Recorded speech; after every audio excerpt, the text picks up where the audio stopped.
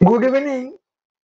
শুভ বিজয়ার প্রত্যেককে আমার আন্তরিক অভিনন্দন জানাই, আন্তরিক শুভেচ্ছা জানাই।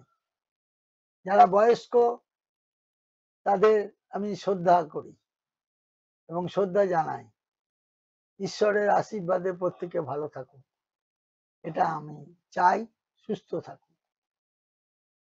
এবং যারা বয়স্ক তাদের উদ্দেশ্যে একটা কথা বলতে চাই যে আপনাদের যদি মেডিসিনের দরকার হয় বা মেডিসিন নিয়ে থাকেন, এই বয়সে মেডিসিন নিতেই হবে।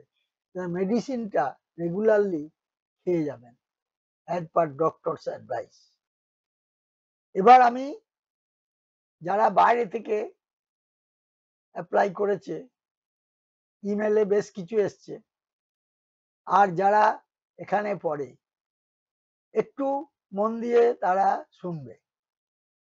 আমি স্টুডেন্টদের উদ্দেশ্যে বলছি, একটা ব্যাচ সকাল 8টা থেকে হবে।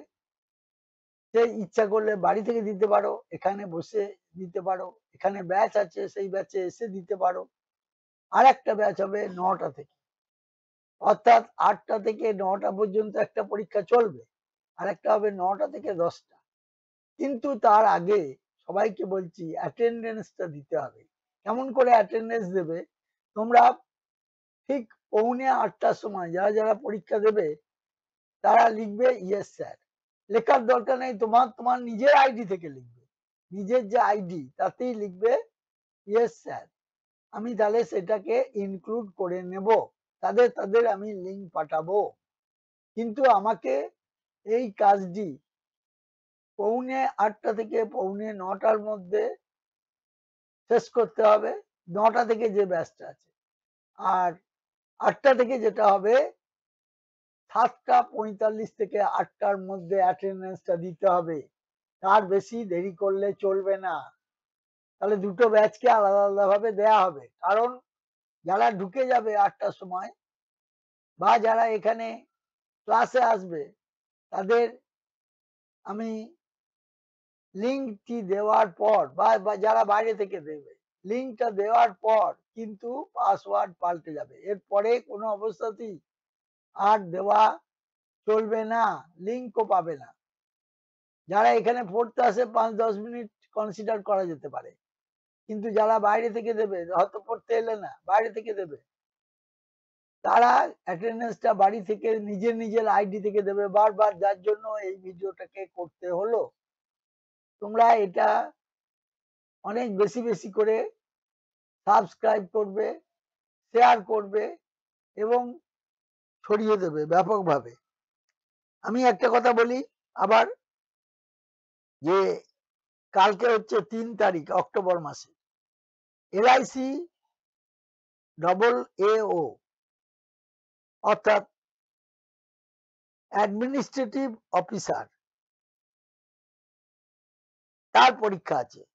অ্যাডমিনিস্ট্রেটিভ অফিসার,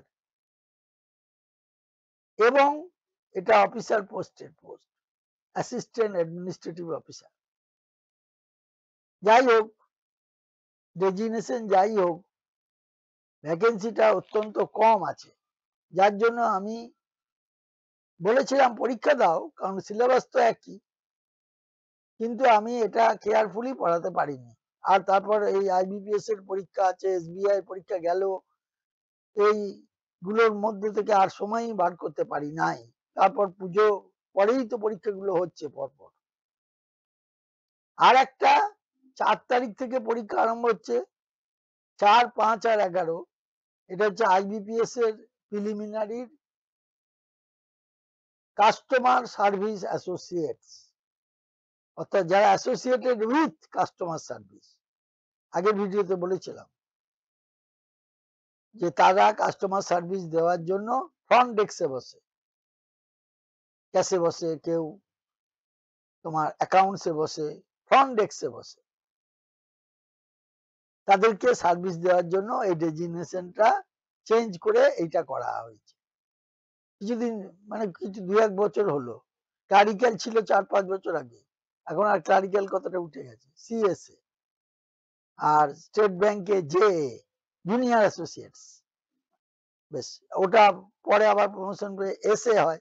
কেউ যদি বলে প্রমোশন নেবো না তাহলে এসে হবে। যাই হোক, এগুলো আমরা সার্ভিস করেছি বলে আরো ডিটেলস এ বলতে পারছি।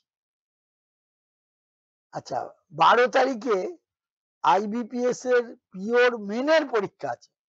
সেখানে আবার এসে লেটার কম্প্রিহেনশন কি থাকে দেখো, ডেসক্রিপটিভ পার্টটা আর অবজেক্টিভ পার্টে জিকে আসবে, তার সঙ্গে কিছু কম্পিউটার থাকতে পারে, থাকে অনেক সময়, আবার থাকেও না।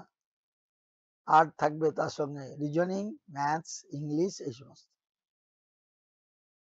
এটা নিয়ে পরীক্ষা হবে। এবারে সিলেবাসে একটু চেঞ্জ হচ্ছে, 145টা কোশ্চেন, 55টা ছিল, 145 কোশ্চেন দাঁড়িয়েছে, এবং নাম্বারও একটু হেরফের হয়েছে। এটা দেখে নেবে সিলেবাসটা ভালো করে, তাদের পরীক্ষা আছে। এটা আমি চাই সবার পরীক্ষা ভালো হোক, সবাই ভালোভাবে উত্তীর্ণ হও। কম্পিটিশনটা তো হবে, যারা পিওর আছে ওরালে, মেনের পরীক্ষা যারা পাস করবে তারপর ওরাল একটা ধাপ আছে, মৌখিক পরীক্ষায় উত্তীর্ণ হতে হবে, তবে তোমরা নির্বাচিত হবে। ওরও মেন লিস্টও আছে, ওয়েটিং লিস্টও আছে। এই কিছুদিন আগে, দু চার দিন আগে আইবিপিএস এর ক্লার্ক যারা ওয়েটিং লিস্টে ছিল তাদের ফাইনাল করে দিল, এরপর আর বেরোবে না, আর পিওরও বেরিয়ে গেল। যেরকম ওয়েটিং লিস্টেও থাকতে পারো, একটু রেজাল্ট খারাপ হলে ওয়েটিং লিস্টে হবে।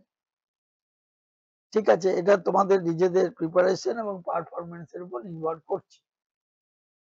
তাহলে আমার এই জায়গাটা লক্ষ্য রাখো, আর একবার বারবার বলছি যে একটা 8টার সময় ব্যাচ হবে, এটা মনে রাখবে, আর একবার 9টার সময় হবে। তাহলে 7:45 থেকে 8টার মধ্যে অ্যাটেন্ডেন্স দেবে এই ব্যাচটা। কেউ যদি বাড়ি থেকে ইচ্ছা করো দিয়ে দেবো।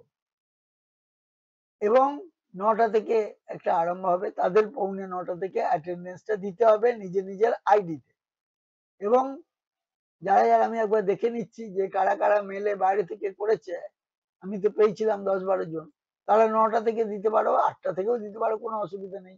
অ্যাটেন্ডেন্সটা কিন্তু নিজের নিজের আইডি থেকে দিতে হবে।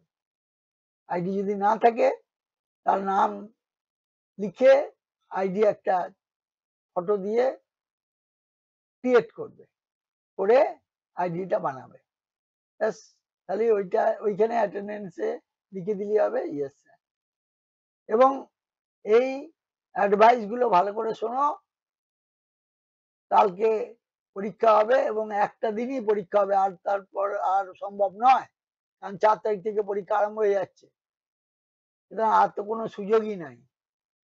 আশা করি সবাই ভালো দেবে, ভালো করবে, ভালো থাকবে। Thank you very much.